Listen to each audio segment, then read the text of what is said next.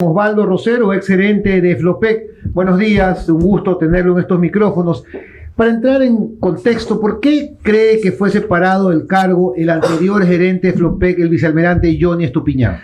Buenos días a la audiencia, buenos días, señores. La destitución del señor Estupiñán consta en detalle en un acta de directorio de febrero 2. He escuchado que él dice que ha sido destituido por haber terminado un acuerdo que era perjudicial para el Estado, lo cual es falso.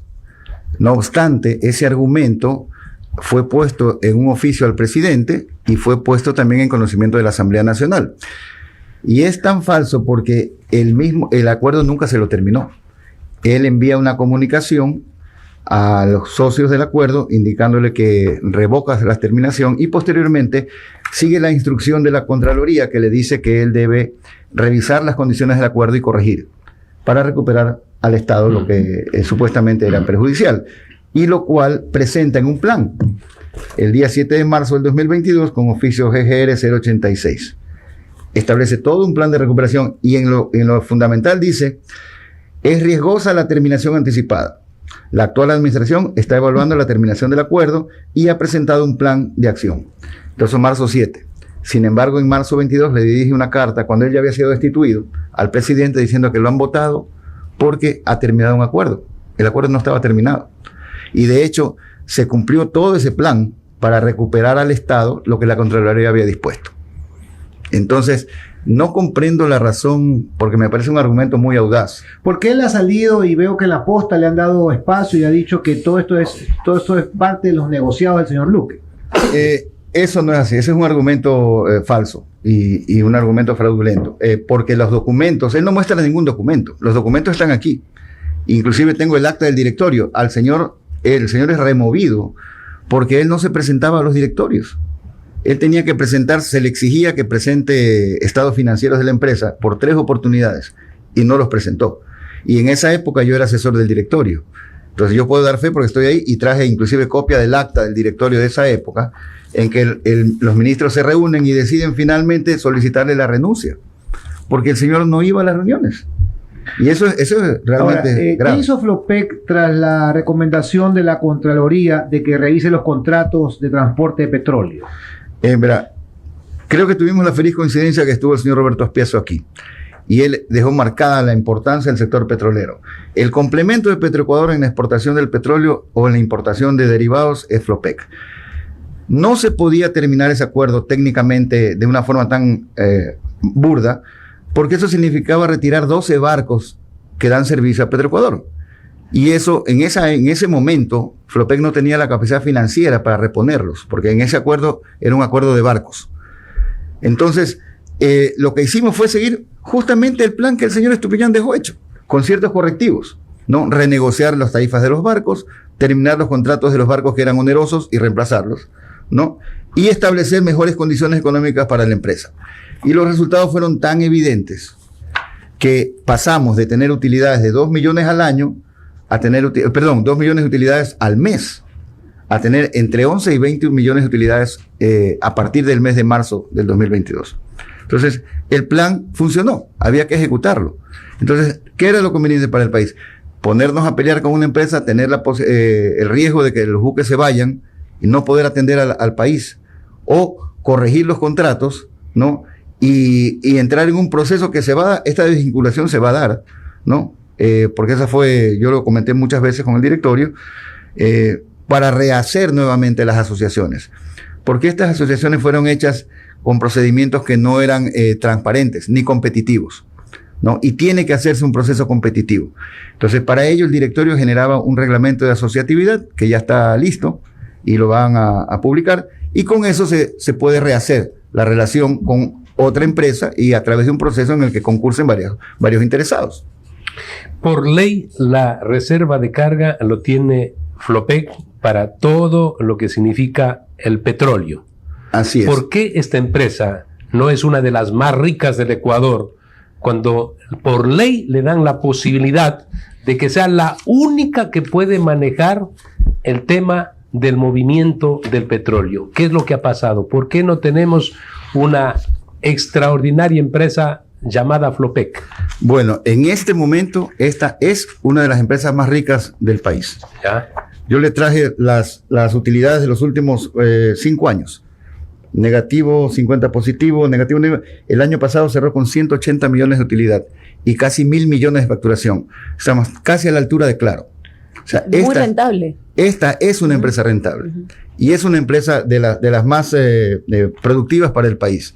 Si se la maneja correctamente.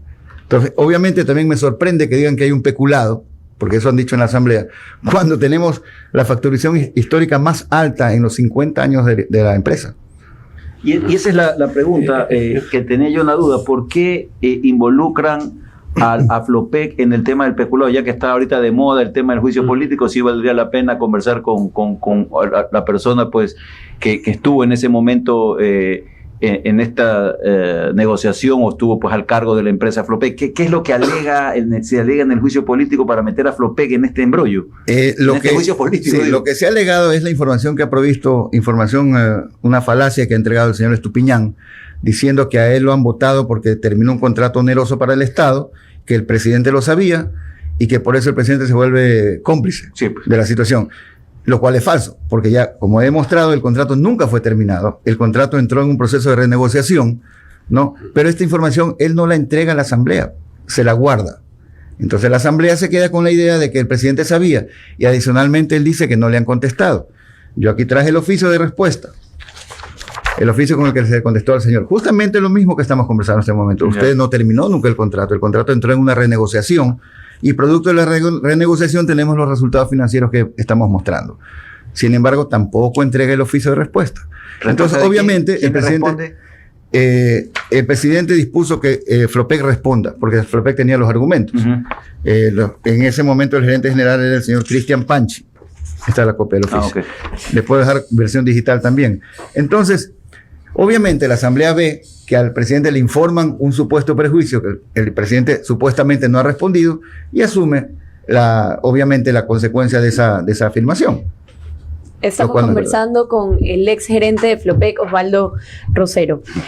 Yo tengo una pregunta y quisiera continuar tal vez con la pregunta que hizo Fernando hace un rato sobre las reservas de carga. ¿Cómo funciona eso? Y en realidad si Flopec lo tiene solo para él, ¿verdad? Hay gente, yo sé que hay grupos interesados en también llevar esta carga. Entonces, la carga específicamente estoy hablando de crudo, ¿verdad? ¿Quiénes son estas personas? ¿Es sano que hayan otras personas interesadas o está bien que sea Flopec el único? Sí, mire, pongámonos en el contexto internacional, que es muy importante. Ecuador es el más importante exportador de petróleo de toda la costa oeste de América, desde Canadá hasta Chile. Sí, y no es más justamente por las razones que mencionó el señor Aspiazu hace un momento. Ecuador podría duplicar su capacidad. Sin embargo, al no haber otros países, no hay rutas regulares de barcos, como sí lo hay en el transporte normal. Usted ve rutas que van desde Canadá o vienen desde el Asia y topan varios puertos. Ecuador es el único país que tiene exportación de petróleo. Por lo tanto, no tenemos barcos en rutas internacionales disponibles. Pero, perdón, ¿Colombia y Perú no exportan? No. Colombia exporta muy poquito, un barco cada 15 días en el Pacífico, en Tumaco. Perú no. Perú es deficitario de petróleo. Se lo consume todo. ¿Y Colombia también? Colombia no. Colombia sí exporta, pero por el Caribe. Su salida es por allá. Entonces, Ecuador tiene una posición privilegiada en ese sector para poder exportar petróleo. Y adicionalmente, Ecuador, como lo dijo Roberto, tiene un déficit de combustibles brutal. Brutal. O sea, este año importó $7.400 millones en combustibles. Entonces necesita, por seguridad energética del país, importar derivados y exportar petróleo. Entonces, esas son las razones por las cuales los países, desde el punto de vista energético, se reservan ciertos derechos. Los Estados Unidos, el país más libre del mundo, tiene un documento que se llama el Jones Act, donde prohíbe que empresas extranjeras transporten petróleo dentro de su país. Solo empresas americanas. Y ese es un país 1 millón de veces más grande desde el punto de vista económico que nosotros. Entonces el Ecuador también tiene derecho a establecer ciertas condiciones en el transporte marítimo. Y esa es la razón por la cual se da la ley. Y ahorita que recuerdo algo de la investigación esta famosa que derivó en el tema este Gran Hermano, un diferencial de $5 en las rutas, que ese era el problema de que había que bajarse eso, que eso era un negociado, algo. Ahorita ya me estoy acordando. Efectivamente. Cuando nosotros entramos en la administración, La situación económica de la empresa era muy pobre. Entonces hicimos un análisis y muy peligrosa. Además estaba endeudada, tenía que pagar en junio del 2022 $30 millones. Y en caja teníamos apenas 4 de excedente, solo 4, en marzo del 2022. O sea, faltaban pocos meses y no había cómo pagar. El análisis determinó que efectivamente el manoseo estaba en la determinación de los fletes, del valor de los fletes. Entonces se los daba muy baratos, ¿no? En acuerdo con las intermediarias. Entonces, ¿quién se beneficiaba en ese caso? El intermediario. Esto es muy parecido al servicio de transporte de un taxi. Usted dice, llega a un acuerdo con un taxista, la tarifa cuesta 10, pero el taxista le dice, le voy a cobrar 7. Entonces, el taxista es el Estado, es Flopec. Entonces, el momento que le baja la tarifa, ¿quién gana? El pasajero, que es el intermediario. Entonces, eso se estaba dando y esa es la razón por la que se pasó de 514 millones de facturación a 920 millones de facturación. Simplemente se subió la tarifa a lo que debería ser. Y ese excedente quedó para el Estado. Y esa era la razón del problema. En estos momentos, y usted dice es prácticamente la empresa más rentable del Ecuador y se compara con Claro, que es una empresa absolutamente privada, Sí. porque Flopec a la postre no es privada, es del Estado ecuatoriano, es la Marina la que ha estado allí inicialmente. Inicialmente, Sí. recordemos, Ahora ya la no, Marina, ahora sí. no. Y ahora, yo digo, entra a la caja fiscal $100 millones, 180. 180 ahora, $180 millones. ¿Y los intermediarios? Los intermediarios tuvieron que acogerse a nuestras condiciones comerciales, porque determinamos hicimos un reglamento técnico de fijación de tarifas para poder demostrar por qué los precios se cobran como se cobran, que no eran aleatorios ni que y la pregunta va porque si tuviera los barcos Flopec, que es lo que debería haber ocurrido, ¿no? Perfecto, pero estamos hablando de intermediación y es ahí en donde vienen todos los líos, ¿no? ¿Quién fija la tarifa? ¿Es la justa, la no justa? ¿O aquí están...? Bueno, entonces, por eso mi pregunta, ¿no? Bonito escuchar que le entran 180 millones al Estado y cuánto a los que alquilan los barcos. Usted ha puesto sal en la llaga. Mire, hay más de 50 años de exportación petrolera. En los 50 años, ¿sabe cuántas refinerías compran petróleo? O sea, reciben el petróleo de Ecuador. 6 o 7, no más allá de eso. O sea, solo hay 6 o 7 clientes, no hay más. ¿Por qué no le vendemos directo a la refinería y tenemos que venderle a un intermediario que lo que representa es un costo más en la mitad? Un costo que sale del Ministerio de Finanzas, un dinero que se va y que se va al bolsillo de un privado. Y lo mismo ocurriría si nosotros dejamos de transportar. Es un dinero que va a flotas privadas extranjeras y deja de entrar al Estado. Aquí el tema de fondo del asunto es manejar, por un lado, la flota con los fletes técnicamente establecidos y el segundo, tienen que salir los intermediarios. Los intermediarios no santifican la operación petrolera internacional. Tiene que venderse si son solo 6 refinerías, ¿por qué no vamos a las 6? Y les entregamos el petróleo directamente. Pero si tenemos barcos para eso. ¿Cuántos barcos tiene? Pero hay algo más. Flopec maneja 50 barcos. Pero son alquilados. Tiene 11 propios y 39 alquilados. Y debe invertir en nuevos barcos. Ese es un proceso que también está en marcha, porque tiene que subir el número. Señor Rosero, hablando de intermediarios, ¿por qué si el Estado, quería hacer una pregunta sobre los combustibles, que justamente también tocó el tema, ¿por qué si el Estado ecuatoriano tiene una flota propia, como lo acaba de mencionar, 11 dijo, ¿verdad? No contrata los combustibles en modalidad FOB para usar nuestros propios barcos, los 11 barcos que acaba de mencionar? Muy buena pregunta también. Flopec no es la que contrata la carga. Quien contrata la carga es Petroecuador. Por eso es muy importante que Petroecuador enderece su operación comercial internacional. Debería, así como exporta FOB, debería importar FOB, de tal manera que el transporte queda exclusivamente a cargo de Flopec. Y entre empresas del Estado simplemente se cruza cuentas. Por supuesto. ¿Ya? Entonces, y ese dinero entra directamente al Ministerio de Finanzas. En las condiciones actuales, por ejemplo, le pongo el caso del mes de febrero. De 19 importaciones que hizo Petroecuador de derivados, 17 fueron entregadas a empresas extranjeras y 2 a Flopec, porque los contratos no están tan claros. Entonces, se necesita ser más firme. Lo que indicó Roberto, tienen que poner un gerente en Petroecuador que haga respetar al Estado y que vele por los intereses del Estado.